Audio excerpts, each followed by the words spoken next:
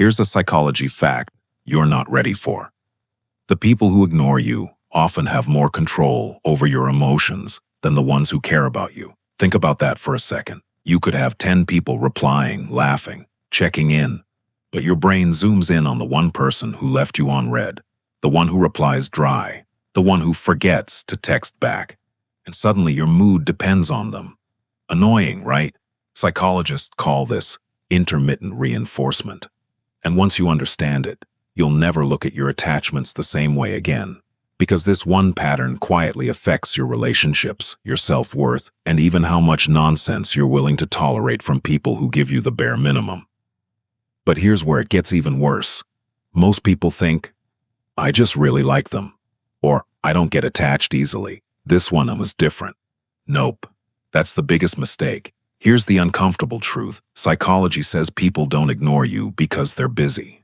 They ignore you because you're not a priority. And the scary part, your brain doesn't see that as a red flag. It sees it as a challenge. Your mind goes, oh, limited attention, uncertainty, emotional risk. Perfect. Let's obsess. But here's the part nobody wants to admit.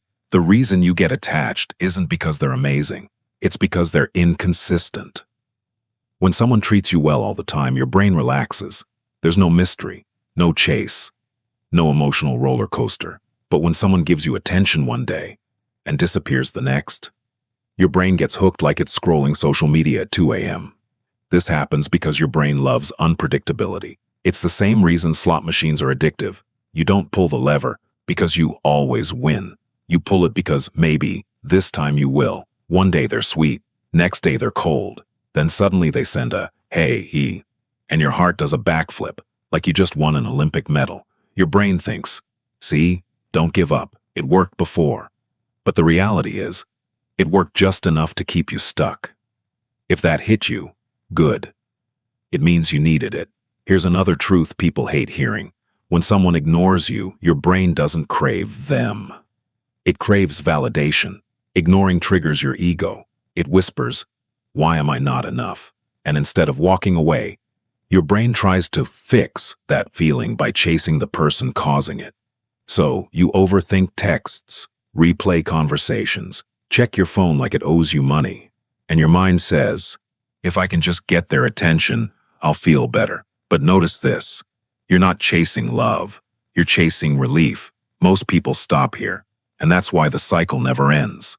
Here's the truth you've been avoiding. The longer you stay attached to someone who ignores you, the more you teach your brain that disrespect is familiar, and familiar feels safe. Even when it hurts, your brain chooses comfort over growth every single time, unless you force it to change. And this next part explains why your life hasn't changed yet. You think cutting them off will hurt more than staying. But psychology shows the opposite. Staying in uncertainty drains you slowly, leaving hurts fast, but heals faster. So what actually works? If you want to break this cycle, start with one simple mental shift. Stop asking, why don't they want me? And start asking, why do I want someone who makes me feel unwanted? That question alone rewires your focus. It puts your power back in your hands. Here's the mental trick that actually works. Consistency is attractive. Confusion is not chemistry. Say it again. Confusion is not chemistry. If someone wants you, you won't be guessing. If someone values you, you won't feel invisible. And if someone keeps ignoring you, the most powerful response isn't trying harder. It's stepping back.